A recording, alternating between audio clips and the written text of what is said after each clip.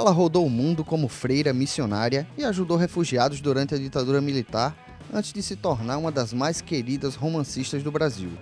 Morando em João Pessoa há aproximadamente 30 anos, a santista Maria Valéria Rezende conta ao segundo caderno um pouco de sua vida e de sua obra, formada por literatura infantil, contos e, até agora, 4 romances, um deles vencedor do Jabuti, o maior prêmio de literatura do país. Segundo caderno, iniciando temporada 2018, uma grande convidada, uma convidada que é do meu coração e que é um dos talentos aqui que a gente tem no Brasil e na Paraíba, saudando a Semana da Mulher, Maria Valéria Rezende, premiada com Jabuti, o Oscar da literatura brasileira. E eu começo perguntando o que é que muda depois de prêmio, né? Um prêmio como o Jabuti, como os outros que vieram. Na verdade, para mim, interiormente, não muda grande coisa. Eu já estou muito vivida para me deslumbrar com um prêmio assim. Eu acho também que não existe régua e compasso para medir qualidade literária. Então, na verdade, aconteceu, né? E aconteceu. Mas, na verdade, muda a vida cotidiana muda porque justamente tem muito mais demanda da imprensa, de entrevista, de uma série das editoras coisas, também. Foi muita demanda, muita coisa e é muito difícil a gente, na minha idade, né, depois dos 70, a gente avaliar do que a gente ainda vai ser capaz no ano seguinte. Porque cada ano vale por 2 ou 3, etc. Então, foi difícil. Esse ano eu estou dando com muito cuidado, um ritmo bem mais moderado. E o curioso é que você ganhou o Jabuti por este livro aqui, Foi. 40 Dias, que é um livro que eu adoro. E também foi um laboratório que você fez, né? Você foi para Porto Alegre. Quer dizer, tem uma longa história esse livro. Faz muito tempo, uns 15 anos atrás, a essa altura, que um dia eu recebi um telefonema assim, sabe, celular que não segura mais a carga, que você só... São 3, 4 palavras, que era assim, fulano, trauma e moto. Foi as três palavras que eu entendi. Aí eu compreendi que era o marido da nossa faxineira, que vinha às vezes nos ajudar, que tinha sofrido um acidente de moto, porque ele andava de moto e estava no trauma. Aí no trauma é o hospital de traumatologia, sim. Né? Uhum. Aí eu corri para o trauma, era uns 10 horas da noite, cheguei lá e descobri que naquele tempo, pelo menos, não havia sequer cadeiras no saguão, então não era para os parentes ficarem lá esperando. Era para voltar para casa, porque eram casos de urgência urgentíssima, levavam o doente lá para dentro e voltassem no dia seguinte para saber. Sim. Mas as mulheres não iam embora, ficaram do lado de fora. Ali sentadas em volta do meio-fio do negócio do pouso de helicóptero, uhum. Sentadinhas na calçada, com frio, com fome, às vezes descalça até. Enfiou-se no carro da polícia ou na ambulância, como estava. As mulheres, mães, namoradas, filhas, só mulher. Uhum. E levando-as para aqui, para ali. E aí eu fui descobrindo uma porção de becos que eu antes nem notava que existia. Você passa por uma rua que eu passava com frequência e tem um intervalo de 1 metro entre dois casarões e eu nem notava que aquilo existia. Pois você entra por ali, você vai cair em outro mundo. Nossa. E na cidade de João Pessoa, que é uma cidade pequena, que eu achava que conhecia palmo a palmo. E aí eu comecei essa ideia de que como a cidade tem um avesso, uhum. Que é aquilo que ela esconde. Um lado B. Um lado B, exato, um avesso mesmo que a gente não vê. Eu fiquei com isso na minha cabeça há muito tempo, sabe, essa ideia assim. E passei a olhar a todas as cidades que eu ia de outra maneira, procurando onde será que tem um beco que cai do outro lado. Um pouco a ideia que, como Alice no País das Maravilhas, que cai num buraco e cai no outro mundo. E um buraco quase invisível se você não presta atenção. Pronto, fiquei com aquilo na cabeça. Por acaso, nesse mesmo período, eu comecei a me dar conta de que havia muitas mulheres da minha geração ou da geração seguinte, que foi a primeira geração que enfrentou separar de marido de casamento que não funcionava. Porque até então, ser uma mulher separada ou uma mulher deixada, punha uma mulher num limbo. A minha geração foi a primeira que enfrentou, disse não, que começou a enfrentar mesmo, né? Eu vou trabalhar, eu não vou aturar casamento. E claro, ficou com os filhos. Então, que teve uma vida dureza. E sempre sonhando assim, bom, um dia meus filhos vão estar grandes, eu vou finalmente me aposentar, aí eu vou fazer aquela viagem, eu vou escrever aquele livro, eu vou pintar aquele quadro. E depois, muitas vezes, eu estava vendo as minhas amigas, conhecidas, que quando chegavam nessa hora Nesse momento da libertação, afinal, deixa eu fazer o que eu tenho vontade de fazer, aí os filhos não querem renunciar, não querem fazer o mesmo caminho que ela fez, nem de longe.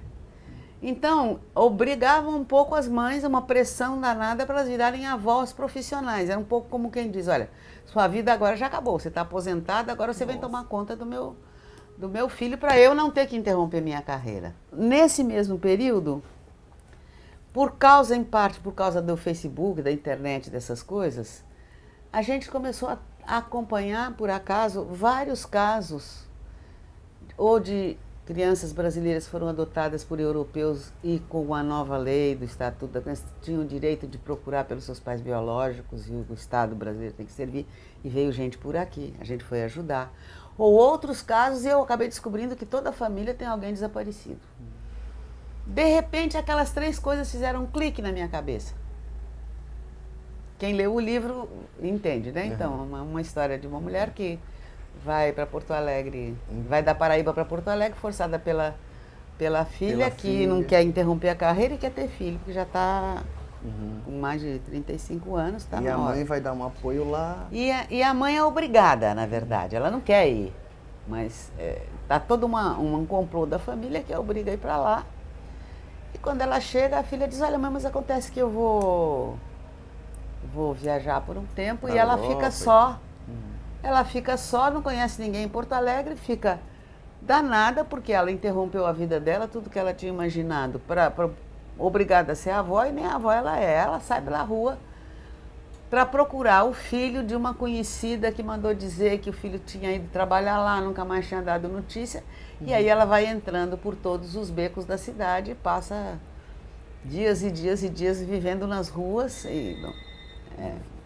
E eu não conto o fim, porque, aliás, não tem fim. Não tem nem ponto final nesse livro. É verdade. E pronto. Valéria, você nasceu em São Paulo e já... Não, nasci em Santos. Vamos fazer a diferença. Santos não é nem desse continente. Nossa. É uma ilha, porque quando a gente era criança e adolescente, Santos no pós-guerra, eu nasci durante a guerra, né?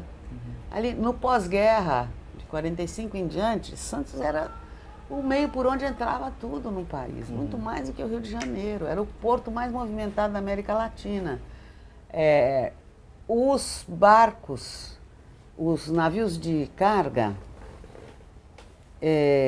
não tinha televisão, nem internet, nem coisa nenhuma. Então, para se entreterem os marinheiros nos seus turnos de folga, todo barco de carga tinha uma biblioteca. Como o lugar reservado para a tripulação num navio de carga era muito pequeno, essas estantes eram uma estante fininha, assim, talvez metade de uma destas. Então, em cada porto, os livros que não interessavam mais, que os marinheiros já tinham lido, eu sei que meu irmão é engenheiro naval, passou muito tempo no mar. Então, quando não interessava mais, eles paravam em cada porto e trocavam aqueles livros por outros livros dos sebos do cais. Perto do cais, tinha montes de sebos. Então a gente recebia livro, às vezes livro que fazia um mês, 2 meses que tinha sido lançado na França, e tinha livro de todas as línguas, porque as tripulações marítimas são, por definição, multinacionais, né? Porque os marinheiros são um tipo de gente que se engaja Tá, então você saiu de Santos, rodou o mundo. Então, mas eu já nasci no meio do mundo, isso que eu quero dizer, entendeu? Nasci em Santos naquele tempo, então os paulistanos vinham e falavam, vocês do interior? E a gente ria deles, porque do interior eram eles, os caipiras, nós éramos no meio do mundo. Então, na verdade, eu já nasci com uma ideia de que o mundo é muito maior do que o lugarzinho da gente, e aí rodei mundo. E dava para ficar num lugar só. E veio parar em João Pessoa. Como é essa história? E eu Como é que acho João que eu Pessoa parei entra João na Pessoa. sua vida? Não, na verdade, com o golpe militar de 60, e sobretudo com o recrudescimento do golpe em 69, o AI-5, aquilo tudo, a coisa ficou muito mais pesada. Eu, na verdade, a essa altura só era esconder gente, ajudar a tirar gente do país, o pessoal que estava correndo risco de vida. Porque até que você tinha um trabalho... Não, eu já vinha desde da minha juventude, da JEC, da JUC, que fizeram um caminho de consciência social e até criar a AP. A criação da AP foi quando eu estava na equipe nacional da Ação Popular, que depois se cindiu em Ação Popular e Ação Popular Marxista-Leninista. Bem, depois foi uma série de coisas. E aí, nessa altura, eu tinha ido para o convento e a gente... Tornou-se freira. freira. Tinha eu e vários daquela nossa geração da JEC, da JUC daquele tempo. Fomos, inclusive, uma porção para os dominicanos, tudo no mesmo ano, né? Frei Beto, Frei Tito, todo mundo era companheiro da JEC e fomos para... Porque a gente queria ser missionário, a gente queria andar pelo mundo e não ficar preso com uma vidinha como a de todo mundo.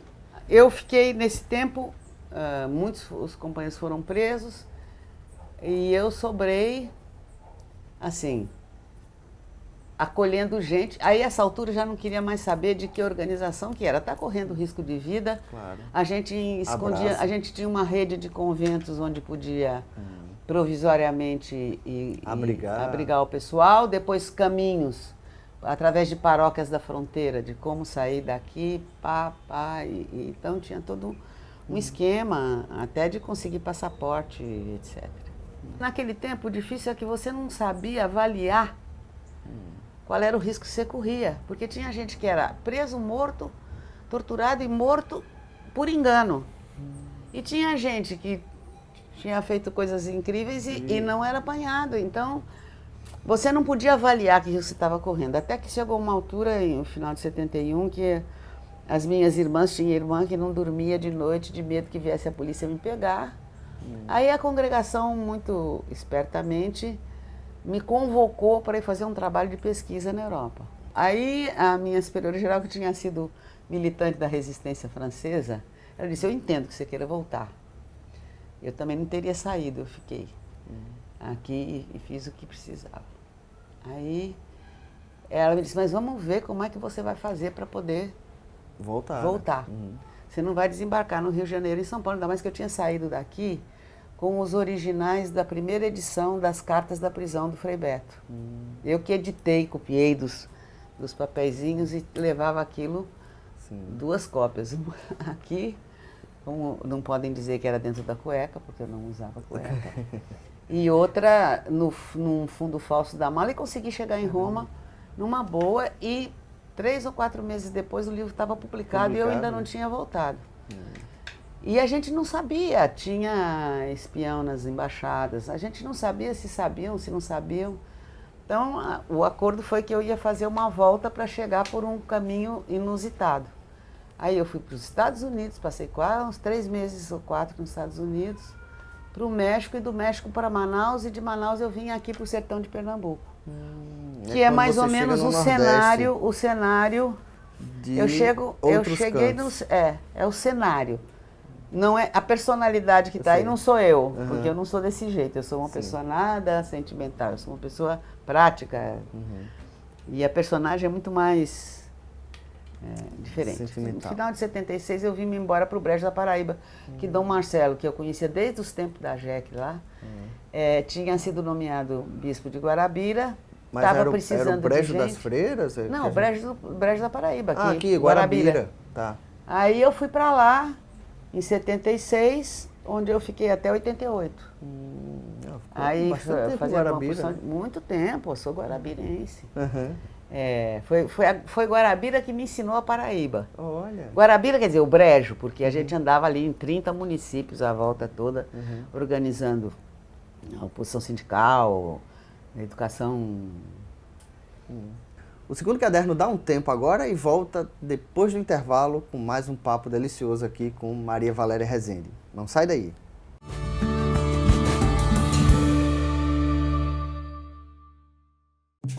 Pode falar, pode chamar. Cultura, Saúde, mobilidade, justiça, segurança, trabalho, respeito, educação, sustentabilidade. Queremos escutar você e fazer mais pela nossa cidade. É eficiência, transparência e compromisso. É a Casa do Povo. Câmara Municipal de João Pessoa. O lugar para a sua voz falar mais alto.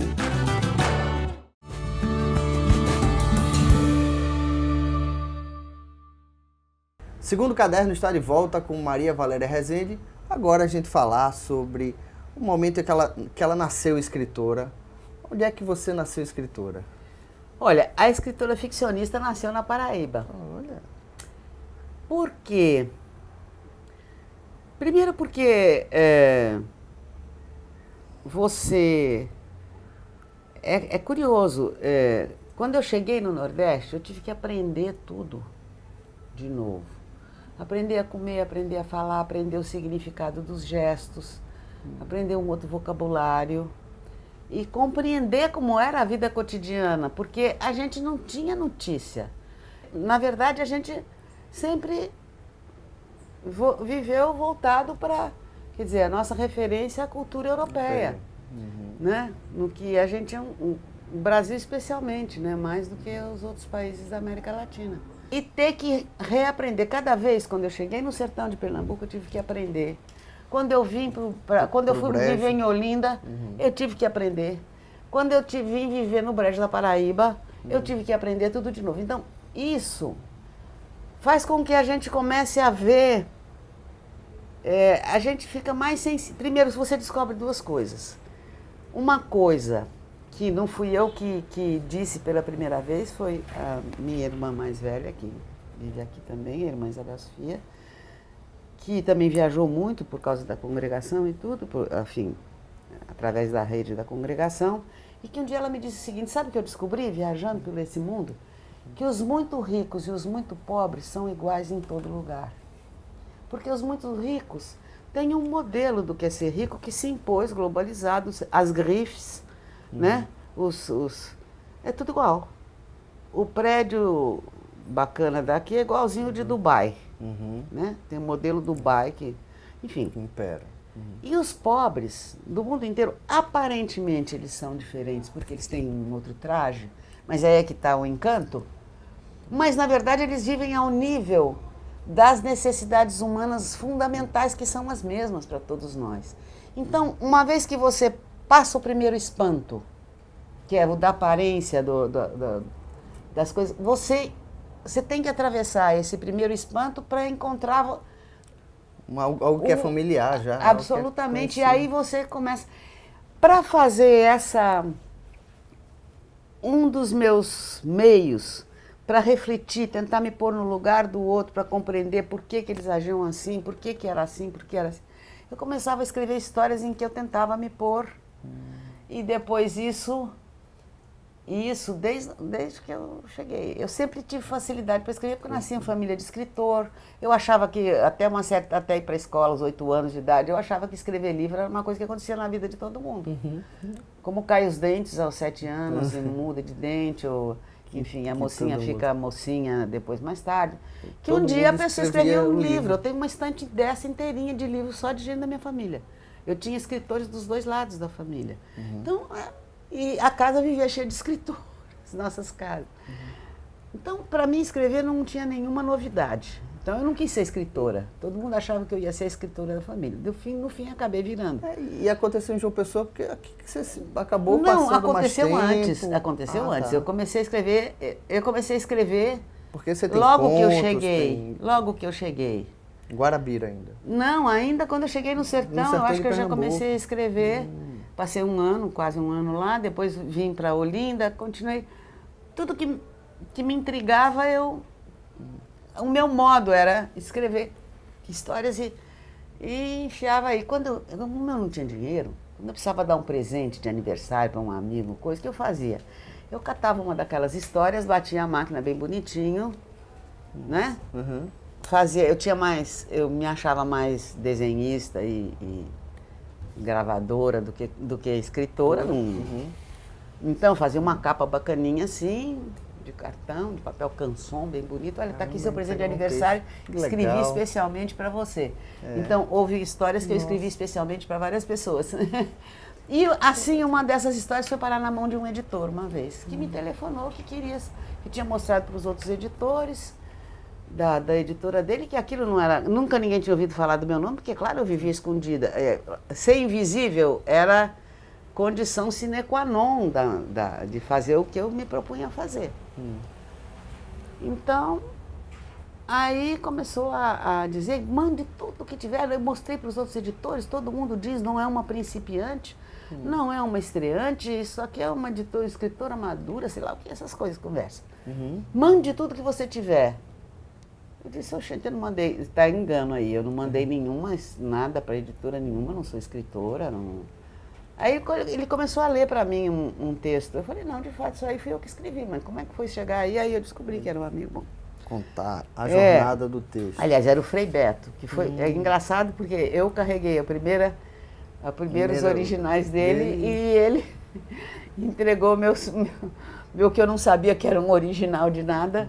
Acabou se tornando o original do Pois seu é. Aí eu falei, uai, será que eu tenho? Aí eu comecei a abrir, sabe, dicionário velho, encontrar texto datilografado com carbono na folha de papel de seda e achei uma porção de coisa. E muita coisa. E aí eu fui vendo que havia coisas que pertenciam a um certo mundo, outras a outro, outras a outro. Aí eu juntei as que dei uma retocada, claro, porque aquilo eu tinha escrito assim. E aí Mas editou aí eu seu fiquei primeiro livro. desconfiada, sabe? Que o fato de alguém querer publicar não quer dizer que um livro é bom, senão não tinha tanto livro ruim no mundo. Né? É e verdade. tem muito livro ruim. Eu acho que a maioria. Aí, o que eu fiz? Eu fiz duas coisas assim. Eu não conhecia ninguém que mexia com literatura mais. Os meus velhos. E depois, família não é bom juiz, né? Aí eu encontrei numa agenda velha um endereço da Lígia Fagundes Telles, porque ela era amiga da minha tia, que era poeta, cronista lá em Santos. E eu estava estudei um ano em São Paulo, a minha tia mandava levar alguma coisa para ela. Eu nem sabia se ela ainda morava naquele lugar, era numa agenda de 30 anos antes, sei lá quanto. E aí eu falei, quer saber? Eu peguei, imprimi aquilo, mandei para ela, mandei para aquele endereço dizendo, olha, com uma cartinha dizendo, olha, tem um editor que quer editar, eu não tenho certeza se isso presta, eu sei que você, eu vou logo, eu não sei a quem ir, vou logo ao alto. Então eu sei que você Passando pelo seu crivo, basta tá ler resolvido. 5 páginas para dizer publique ou não publique. E eu falei, não tive mais nada. Falei, vai ver que ela nem mora mais naquele lugar. Qualquer dia o livro chega de volta do correio ou não chega. E aí eu vi também que abriu o concurso Cidade de Belo Horizonte, que era com pseudônimo tudo. Eu falei, eu vou mandar. A única coisa que pode acontecer é nada. Ou, bom... É como se diz, o não eu já tenho.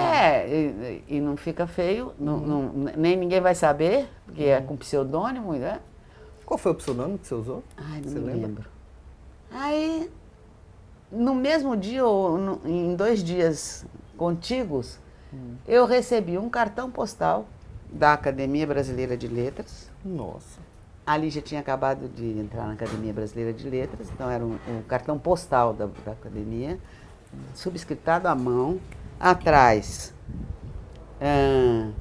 Querida Maria Valéria, li o seu livro inteiro. Publique sim, você é uma escritora séria. Não lhe escrevo mais porque estou de partida para o ano do Brasil na França. Um grande abraço da Lígia. Lígia Fagundes Teles. Falei, bom, eu tenho certeza que ela não ia me dizer isso. Eu não estava nem perguntando se era bom ou ruim, eu estava só perguntando qual é o seu conselho. Publica ou não publica? Conselho é publique. Ela disse que publica. Eu tinha certeza que ela não ia, ou ela poderia dizer, ou não responder simplesmente. Bem, e aí no dia seguinte me ligaram de Belo Horizonte dizendo que eu era uma das 6 finalistas do concurso. Esse resultado nem foi publicado, porque eles só publicam o primeiro, né? O vencedor. Mas para mim foi muito importante ter estado naquela final daquele concurso. Aí eu fui ver quantos concorrentes tinha, eram 275, sei lá.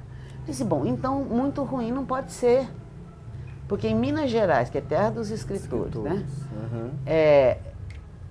Então, muito ruim. Aí isso me deu coragem de publicar para não parir mais um livro ruim no mundo que já tem demais. E aí funcionou e foi. E aí, mas é engraçado porque de repente parece que abriu um baúzinho que estava fechado na minha cabeça. E aí vem mais história, e vem mais história, e vem mais história, e vem mais coisa. E agora são contos, você também tem uma parte de literatura infantil. Porque aí... E aí eu danei a escrever, meu filho. Aí, depois aí eu comecei a conviver com o povo da escrita aqui. Sim. Quem primeiro me procurou foi Pepita, Marília Arnaud, Zezé Limeira e eu. A gente fez um livrinho chamado 4 Luas, que foi Pepita que organizou. E aí eu comecei a ficar conhecendo gente da literatura, e aí foi outra coisa, porque aí você tem... Aí a gente criou o Clube do Conto, em 2004, meu primeiro livro saiu em 2001. Aí era um estímulo para escrever, porque você escrever, tem um desafio temático toda semana, e escrever já sabendo quem é que vai querer ler, é um estímulo danado, né? E aí pronto, fui embora. Mas eu tenho uma pergunta curiosa, assim, você tem 3 romances e um quarto a caminho. Eu tenho 4 romances, porque o Vasto Mundo, na verdade, era um romance, só que ele não foi entendido como tal. Tá. Porque eu quis fazer um romance, primeiro, um romance que é um romance desmontável, você pode ler qualquer capítulo que dá certo. Porque ele é Se o catalogado Cortázar pode, eu também achei que eu também podia. Ele é catalogado como? Na ficha bibliográfica está romance, desde a primeira edição. Eu achei que Só era que eu conto. quis fazer, não, é porque o prefácio foi o Beto que fez. Ele não percebeu, ele não sacou e botou contos, cantos e encantos. E lá dentro ele ainda disse que eu conto causos do povo. Aí, bom. Mas na minha cabeça era um romance, só que eu quis fazer um romance que não tinha um protagonista individual. O protagonista é o coletivo, o povo da farinhada. Se você for reler, não tem um capítulo em que o protagonista final, quem entra para decidir a coisa, ou para dar rumo na questão, ou para complicar, é o povo todo. O povo já diz que, o povo acha que, o povo foi todo para a praça, o povo saiu da praça, o povo abandonou, o povo recolheu, enfim, sabe? E isso não foi entendido naquela época. O que eu acho curioso é que o voo da Guará Vermelha, Outros Cantos e 40 Dias, não só tem essa pegada de Nordeste, né, essa pegada nordestina, mas os 3 são de pessoas em deslocamento. Porque sou eu. Eu sou nômade. Aliás, nós somos um povo nômade, vamos falar a verdade. Né? Em todo lugar tem gente de todo lugar. Você vê a população de João Pessoa, que cresceu muito nesses últimos anos, né? Tem gente do mundo inteiro aqui. Pra gente encerrar, porque tá com o tempo já estourado, seu novo trabalho. Meu novo trabalho. Queria que você falasse. Quer dizer, tem uma porção de novos trabalhos. Melhor ainda. Tem um livro de contos que até ganhou, foi a menção honrosa no concurso de Belo Horizonte, a menção honrosa no Cidade do Recife, com uma composição um pouquinho diferente, com títulos diferentes, e que já está pronto. O pessoal da Penalux fez em dezembro. Mas com a bagunça de janeiro e fevereiro, As não férias, tem ninguém recesso. em casa, o correio que está destraviando as coisas, traz e volta, o pacote volta, uma confusão. A gente deixou para fazer o lançamento em março e para anunciar mesmo em março. Que ótimo. Que E o novo romance? eu já tô fazendo aqui uma transgressão, porque a gente combinou que não ia falar nada por enquanto. Mas está pronto já. Tem um outro livro pronto, que é um diálogo maluco entre o Beto Menezes e eu. Olha, o Roberto virou Nós personagem dois. seu. Uhum. Não, é um diálogo real. Ah, um diálogo real. O Beto vinha pra cá, a gente ficava conversando ali debaixo da goiabeira e gravava. E depois ele danou a transcrever. E depois a gente danou a mexer um no texto do outro. Então é uma mistura de realidade com intervenções ficcionais ou brincadeiras no meio. Vai ser lançado aqui em João Pessoa dia 21 de março. Tá pronto já também. Feito pela editora Moinhos De Recife, eu acho. do Recife. Tem o meu recente de contos feito com a da editora Escaleiras, a nossa editora Escaleiras, da nossa editora, poeta, escritora Débora Gil Pantaleão, que eu fiquei muito contente. Sabe, eu tô assim... Para alguém que queria dar um ritmo mais devagar, sua agenda estava cheia. Não, mas é porque tudo que já estava pronto. Ah, tá. Sabe, tem um outro livrinho, um outro livro que vai ser uma coisa, espero, bastante original, sendo preparado com uma editora também, uma pequena editora do Rio Grande do Sul. E tem um romance pronto que aí qual é a editora? É a minha agente literária que vai resolver. O sucessor, mandei pra então, ela. de outros cantos, né? Uhum. Eu tinha quatro romances pela metade. Só que o problema é que você não vive de direito autoral, né? Uhum. Que é uma merreca, é uma gorjetinha de 10%. É como um cozinheiro que não tem salário fixo num restaurante de luxo, só recebe, mas ele pode verificar as comandas que ele serviu, a gente não pode. Então, eu, na verdade, para manter... Às vezes fazia tradução. Porque quando eu tenho uma ideia e tenho uma voz narrativa, eu passo uma semana sem dormir e escrevo 30, 40 páginas para não perder aquela voz. Mas depois eu não posso manter esse ritmo, traduzir. Aí eu ganhei um patrocínio da Petrobras, antes dos escândalos da Petrobras. E como demora o processo de contratação, mas eu sabia que eu ia fazer tudo direito e que ia receber na hora, porque eu sei da minha disciplina, eu acabei esse e esse. Eu fiz dois com o patrocínio que era para um. Ótimo. Depois eu fiz... E aí eu ganhei uma bolsa do Itaú Rumos para terminar Esse novo? O título provisório é Carta a uma Rainha Louca. Agora, isso aí depois... Muda, a editora muda? Tem discussões com a Muda. Mas na minha cabeça, há muito tempo que é esse o título. Então tá bom. Só tenho a agradecer, em nome aqui da Câmara de Vereadores, João Pessoa. Eu que agradeço. Esse Eu papo sou pessoense maravilhoso. Tenho meu diploma de pessoense. Que a Câmara lhe concedeu, não foi? Sim, já faz tempo, você acha? Tá E de certo. paraibana também. Muito bem. Mais da metade da minha vida eu já vivi na Paraíba. Sim, é verdade. Mais da desde metade os da anos minha 80. vida. Com muitas idas e vindas, mas aqui é meu lugar. Perfeito. Então a gente só agradece. Eu que Agradece agradeço. essa figura Olá, inestimável. conterrâneos. E o segundo caderno vai ficando por aqui e até a próxima semana. Tchau.